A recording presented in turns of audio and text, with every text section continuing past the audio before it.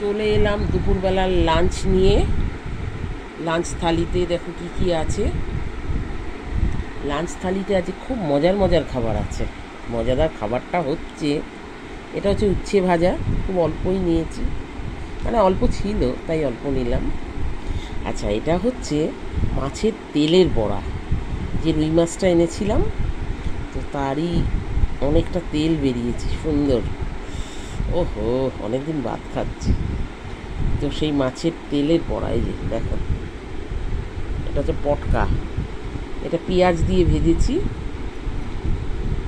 অল্প সামান্য ময়দা আর একটু কালো জিরে আছে, আর দিয়েছি একটু বেসন। এই দিয়ে মেখে চুকে পেঁয়াজ দিয়েছি আর কাঁচা লঙ্কা, নুন দিয়ে ভালো করে মেখে চুকে কড়াইতে বসিয়ে দিয়েছি। গোল গোল করেই দিয়েছিলাম, কিন্তু ওরকম করে ভাজাটা ভালো হয় না, যেন একটু ছাড়িয়ে ছাড়িয়ে ভেঙে ভেঙে দেখো ভাঙা ভাঙা করে ভাজা, এটার টেস্টটা ভালো হয়। আর পুরোটা ভাজা হয়, কাঁচা থাকে না ভেতরটা। আচ্ছা, এটা হচ্ছে ঢুলা শাকের শুক্তো মাছের মাথা দিয়ে। এটা আমার মা ভীষণভাবে বানায়। এটা ঢুলা মানে হচ্ছে লাল শাক, এটাকে আমরা বাঙাল ভাষায় বলি ঢুলা। ঢুলা শাকের শুক্তো বলি।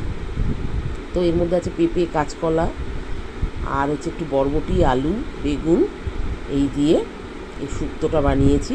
ফোড়নে হচ্ছে রাঁধুনি আর আদা কিন্তু অবশ্যই দিতে হবে, সঙ্গে একটা তেজপাতা দিয়ে ফোড়ন দিয়ে ওই সবজিগুলো দিয়ে দিতে হবে সাতলে।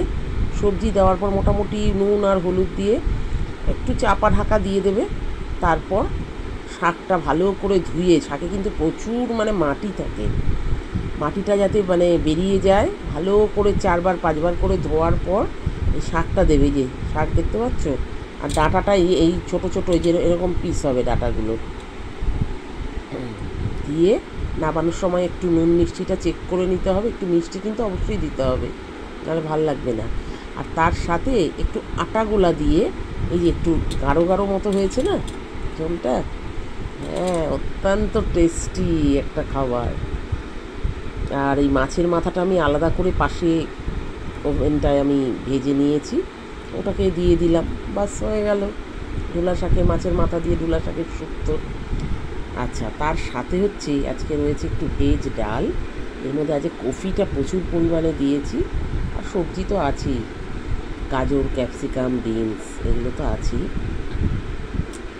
আরও একটি মজাদার খাবার, হ্যাঁ হ্যাঁ, আজ একটু বৃষ্টি বৃষ্টি, তো চিকেন আমি, এই যে এটা হচ্ছে লেগ পিসটা নিয়ে নিলাম, গরম গরম একদম চিকেন কষা। নামানোর সময় একটু ধনে পাতা দিয়েছি, বুঝলে, তো গন্ধটা ভালো হয় না ওটা। তো চিকেন কষা তো যেরকম বানায় আর কি, এটা তার বলার কিছু নেই। তার সাথে হচ্ছে চাটনি।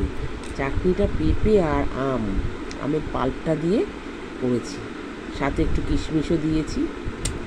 ওহো, আর বসে থাকতে আমি পারছি না, আমার আরও জোরে খিদে পেয়ে গেছে বলতে বলতে। তো মজাদার, খুব মজাদার ব্যাপার। খাওয়াটা মানে সত্যি বাঙালি এটা ছাড়া বাঁচতেই পারবে না। তা যাই হোক, তোমরাও এইভাবেই খেয়ে নিও নিজেদের, কি যা যা যে যা রান্না করেছো এরকম সুন্দর সুন্দর রান্না করে দেবে, খাওয়ার ইন্টারেস্টটা বেড়ে যাবে। তো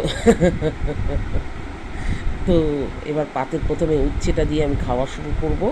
তো একটাও কথা আর আমি বাড়াচ্ছি না, এক্ষুনি আমি এটা স্টপ করছি। আর কিচ্ছু বাড়ানো যাবে না কথা, মানে পেট তো গুড়গুড় গুড়গুড় গুড়গুড় করছে। তো ঠিক আছে, চলো গরম গরম ভাতের সাথে মাছের তেল আর উচ্ছে ভাজা দিয়ে খাওয়াটা তো শুরু করে দিই। চলো এই পর্যন্ত রাখছি, টাটা।